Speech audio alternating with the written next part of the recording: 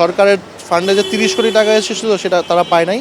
তো তাদের একটাই আশা এখন এটার জন্য যথাযথ একটা শাস্তি হয়। ঠিক এই ভবনটি থেকেই আগুনের সূত্রপাত কিন্তু শুরু হয় এবং আশেপাশে যে লাগোয়া ভবনগুলো ছিল সে ভবনগুলোতেও আগুন লাগে এবং এই ঘটনায় 37টি ইউনিট ফায়ার সার্ভিসের কাজ করে এবং বলতে গেলে এখানে মোট 70 জনের মতো মারা যায়, যার ভিতর এখনও 3টি লাশ ডিএনএ টেস্টের জন্য আপনার ঢাকা মেডিকেলে কিন্তু আছে। যারা নিহত হয়েছে এখানে 70 জন, তার মধ্যে আপনার 3টা ডেড বডি এখনও মর্গে আছে।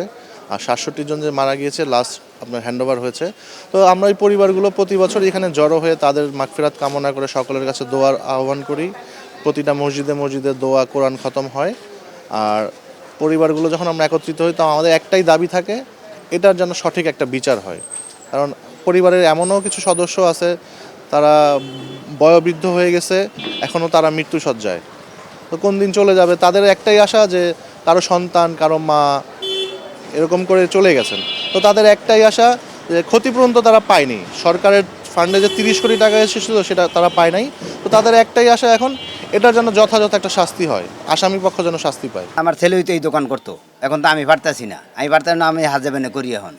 আর এই ছেলে থাকতে তো 8টায় দোকান খুলতাম, রাইতের 1টায় দোকান বন্ধ হইতো, 12:30 1টায় বন্ধ হইতো। আর অন্তত 9টা 10টায় দোকান খুলি, আবার 2টা বাজে বন্ধ করি, আবার 5টা বাজে খুলি। আগের এই ব্যবসা তো আমার নাই, আমি তো পারতাছি না। আর এখন ছেলে তো যাওয়ার সময় বাসায় গেছে রাইতে 10টা বাজে, 10টায় কোনো এই আগুনের সময় মারা গেছে। মারা গেছে তো তাহলে এইটার কোনো তো বিচার আর হয় নাই। আর প্রত্যাশা কি আমাকে আমাকে তো এটা বিচার যখন এটা তো আমাকে কিছু করার কিছু নেই। অন তো আমরা কষ্টই ছিলি, আমরা কি আগে ফলাই থাকতে যে রুজি হয়েছে, এই রুজি তো আর আমাদের এখন নাই।